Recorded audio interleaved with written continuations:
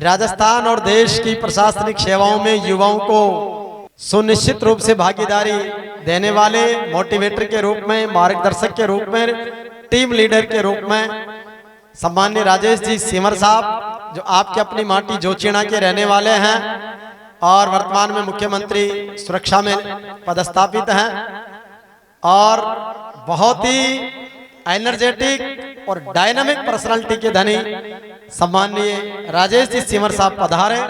सम्मानित मंच, ग्रामवासियों और प्यारे बच्चों, सबसे पहले तो मैं आभार प्रकट करता हूं अरसिंगा के विद्यालय के स्टाफ, मेरे मित्र कमल किशोर जी बेड़ा का कि आपने मुझे मौका दिया बच्चों के साथ रूबरू होने का और इनके साथ एक छोटी सी बातचीत करने का। आज का ये जो प्रोग्राम अभी लगा मैं देख रहा था तो ऐसे लग रहा था कि बहुमुखी प्रतिभा का धनी है अरसिंगा गांव।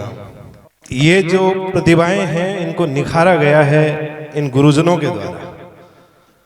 तो ये आपका भी सौभाग्य है कि ऐसे गुरुजनों के अधीन ये विद्यालय संचालित है। गांववासियों का बहुत सहयोग, जैसा कि मैं लगातार देख रहा हूं, सुन रहा हूं, और फिर बच्चों का जज्बा। यदि ये संगम हो जाए तो फिर कोई ऐसी ताकत आपको रोक नहीं सकती सफल होने से। शिक्षा के बारे में अभी बेटी पूजा ने बहुत ही शानदार एक प्रस्तुति दी थी इंग्लिश में। एजुकेशन को डिफाइन किया था उन्होंने। शिक्षा कितनी महत्वपूर्ण है और कहां से शुरू होती है और कैसे हमें बहुत आगे तक ले जा सकती है, इस बात को हम प्रत्येक भारत के नागरिक को जानने की जरूरत है। शिक्षा वस्तुतः परिवार से शुरू होती है। 3 जगह से एक व्यक्ति को शिक्षा मिलती है। सबसे पहले उसको शिक्षा परिवार से मिलती है।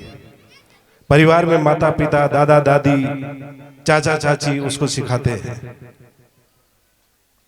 उसके बाद में उसको हम विद्यालय छोड़ते हैं। विद्यालय में गुरुजनों के हाथों पे सौंप देते हैं और फिर गुरुजन उसको पूरी तरीके से निखारते हैं। उसके बाद में वो व्यक्ति समाज में फिर आता है। समाज में बहुत से लोग, बहुत से उसके दोस्त, बहुत सी उसकी संगतियां होती है, बहुत से गणमान्य लोग होते हैं, बहुत से अलग अलग प्रकार के लोगों से वो मिलता है और वहां से भी प्रत्यक्ष और अप्रत्यक्ष रूप से वो शिक्षा प्राप्त करता है। तो शिक्षा का मतलब केवल ये नहीं है कि मेरी परफॉर्मेंस बहुत अच्छी हो रही है, मेरे 100% मार्क्स आ रहे हैं। शिक्षा का मतलब उस नैतिक शिक्षा के पहले पाठ से अंत तक, जब तक हम इस राष्ट्र में अपना योगदान कुछ ना कुछ नहीं करें, उस पूरी प्रक्रिया के दौरान हम जो सीखते रहते हैं वो शिक्षा है। तो जरूरी अभी के समय में जो मुझे लगा सबसे ज्यादा क्या है, आज के समय में जो समाज से मिलने शिक्षा है उसमें कहीं ना कहीं थोड़ी थोड़ी दिक्कत आने लगी है। पहले गांव में हमारी हिम्मत नहीं हुआ करती थी।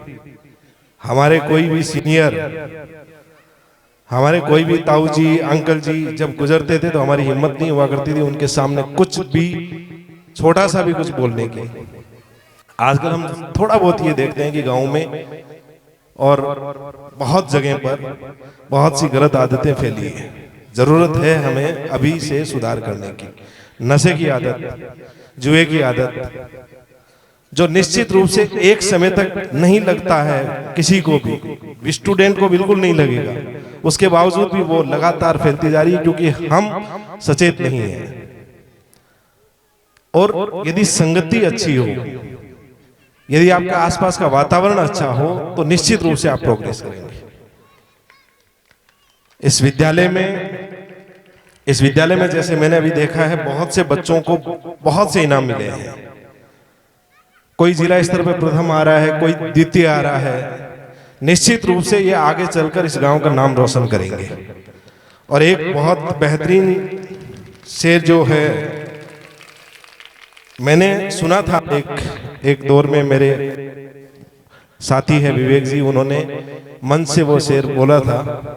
मुझे आज फिर से याद आया। मैं, हालांकि मुझे शेर वगैरह आते नहीं है, लेकिन फिर भी मैं देख के आपको वो बताना चाहूंगा कि ये जो बच्चे जब आगे जाएंगे, क्योंकि हम देखते हैं गांव किसी न किसी के नाम से मशहूर होता है, तो ये जब बच्चे आगे जाएंगे तो ये इस गांव को गौरवान्वित करेंगे।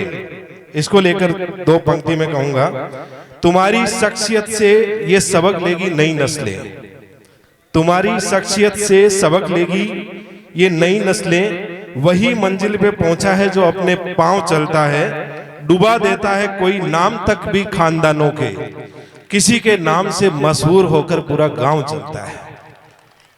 तो हम उम्मीद करेंगे गुरुजन जिस दिशा में इस गांव के इन बच्चों को लेके जा रहे हैं, जिस मन से, दृढ़ संकल्प से इनके लिए लगातार कार्यरत हैं, निश्चित रूप से ये बच्चे आगे चल के इस हरसिंगा गांव और इसके आसपास के सभी गांवों का, इस राष्ट्र का नाम रोशन करेंगे। एक बात अभी लगातार आपसे बच्चों कही गई थी कि एक पर्ची आप बनाना, उसको रख लेना।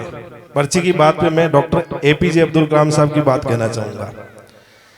एपीजे अब्दुल कलाम साहब से एक 5वीं क्लास के विद्यार्थी ने पूछा कि आप इतने महान क्यों बने, तो उनका बड़ा सुंदर सा जवाब था। उनसे, हालांकि उन्हीं से, बच्चों से ही वो बात बुलवाई थी। उन्होंने कहा कि सबसे पहली जरूरत है कि आपका एक सपना हो, आपका अपना एक ड्रीम हो। उस पर्ची में आपने लिखा कि मुझे सिंगर बनना है, मुझे आर्टिस्ट बनना है, मुझे शिक्षक बनना है, मुझे डॉक्टर बनना है।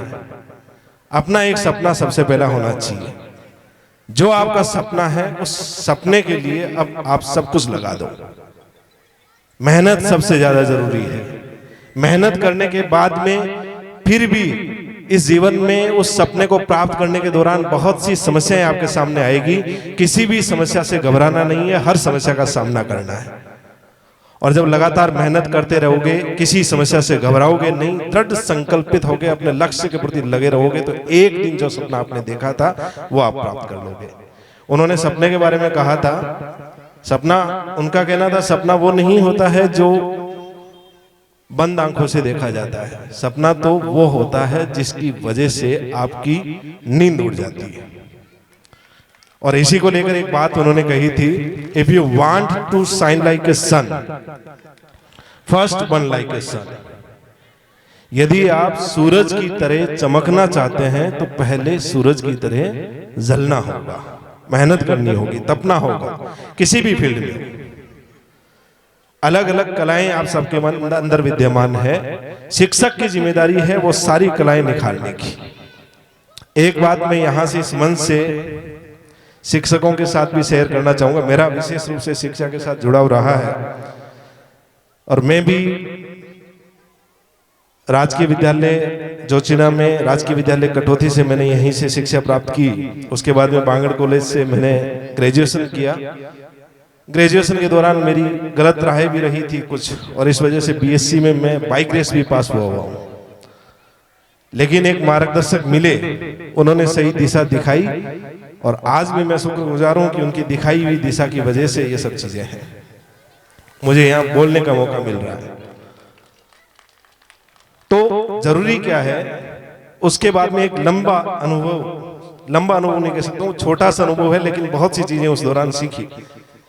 एक जो सबसे ज्यादा जरूरी है शिक्षकों के लिए वो यही है कि शिक्षा का मतलब केवल ज्ञान देना नहीं है। सामान्यतः हम केवल नॉलेज देते हैं और उसी को शिक्षा मान लेते हैं।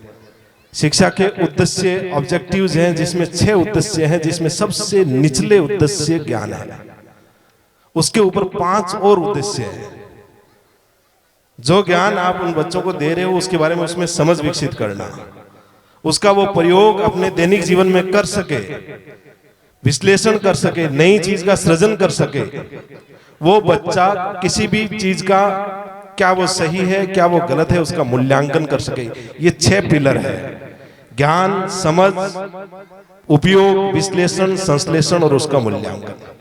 हमें बच्चे में वो सारी कैपेसिटीज डेवलप करनी है और कैपेसिटीज डेवलप की जा सकती है। एक मानव कुछ भी कर सकता है। एक आपने माउंटेन मांझी का नाम सुना होगा, जिसने जिद पर पूरे पहाड़ को खोदकर और सड़क बना दी थी गांव वालों के लिए। सब उसको पागल कहा करते थे, अकेले आदमी ने वो करके दिखाया। तो ह्यूमन कैपेसिटीज जो है वो बहुत होती है। जरूरत होती है हमें उन कैपेसिटीज को, उन क्षमताओं को निखारने की। और मुझे पूरी उम्मीद है कि यहाँ पे ये जो टीम है, आप लोग हैं, समाज के सभी लोग हैं, हम सब मिलकर बच्चों के इस भविष्य को संवारने में, उनकी क्षमताओं को निखारने में अपना पूरा जोर लगा देंगे, क्योंकि बच्चे ही हमारे राष्ट्र का भविष्य है। यदि राष्ट्र का विकास करना है तो सबसे पहले इन्हीं बच्चों का भविष्य हमें संवारना होगा। एक बार पुनः मैं विद्यालय प्रशासन का बहुत बहुत आभार प्रकट करता हूं। आपने मुझे मौका दिया और आप सभी का बहुत बहुत धन्यवाद प्रकट करता हूं कि आपने धैर्य से सुना। जय हिंद, जय भारत।